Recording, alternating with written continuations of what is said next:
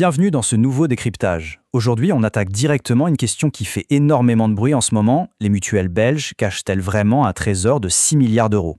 Depuis quelques jours, ce chiffre choc tourne en boucle dans la presse et au cœur des débats politiques.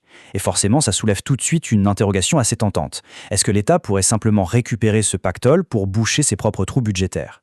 L'objectif ici, c'est de poser les faits de manière tout à fait objective. Parce qu'on va le voir, si le chiffre en lui-même est exact, le récit qu'on est en train d'en faire mérite d'être sérieusement déconstruit. 6,1 milliards, c'est colossal.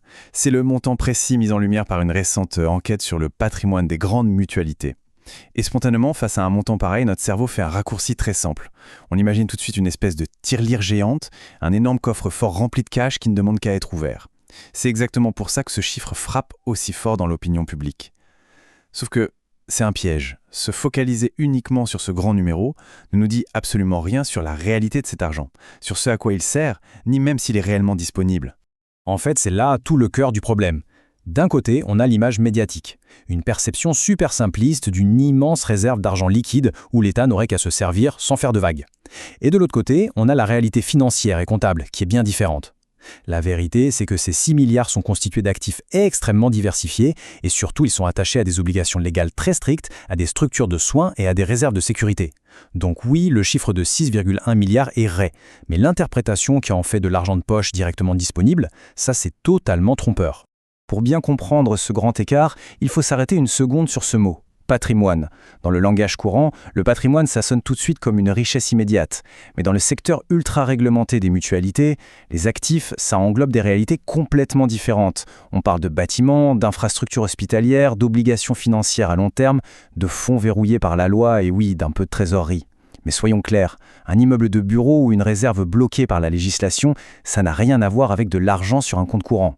Tout mélanger, c'est un peu comme affirmer qu'une personne est millionnaire en cash juste parce qu'elle est propriétaire de la maison dans laquelle elle vit et qu'elle ne peut de toute façon pas vendre. Alors si on ouvre le capot, concrètement, comment ça s'organise? Eh bien, il faut diviser ces 6,1 milliards en 6 poches bien distinctes pour comprendre la mécanique. Première poche, l'assurance obligatoire. C'est le moteur de la sécurité sociale, l'argent qui rembourse nos soins. Deuxième poche, l'assurance complémentaire, qui suit sa propre logique pour financer des services en plus. Troisièmement, on a les sociétés mutualistes d'assurance pour des choses comme l'assurance hospitalisation, avec leurs propres règles de solvabilité. Quatrièmement, les fameuses réserves de sécurité. Cinquièmement, les actifs immobiliers et les placements. Et enfin, la sixième poche, les frais d'administration parce qu'il faut bien faire tourner cette machine géante. Chacune de ces poches a une mission précise, réglementée et le plus souvent verrouillée par la loi. Ce qui nous amène à une question critique. Que se passerait-il si on décidait, comme certains le suggèrent, de simplement siphonner ces réserves pour renflouer l'État? On a parfois l'impression qu'on peut piocher là-dedans sans conséquence. Sauf que dans un système de santé, les réserves, ce n'est pas juste là pour faire joli dans un tableau Excel. Elles ont un rôle purement systémique. Venir vider ces poches, c'est littéralement comme enlever les amortisseurs d'une voiture alors qu'elle roule à pleine vitesse sur une route pleine de nids de poules. Et l'impact de ce genre de manœuvre serait immédiat. Si on attaque une réserve utile, les dommages collatéraux tombent directement sur les citoyens, les affiliés. Ça se traduirait par quoi? Une hausse brutale des cotisations pour compenser les pertes, une baisse drastique de la couverture pour les soins complémentaires, une perte globale de stabilité de tout notre système de santé au moindre petit choc économique ou sanitaire. Et au final, la facture est juste renvoyée aux patients. En fait, ces réserves, c'est ce qui garantit qu'on est toujours remboursé et que le système ne s'effondre pas au premier coup de vent.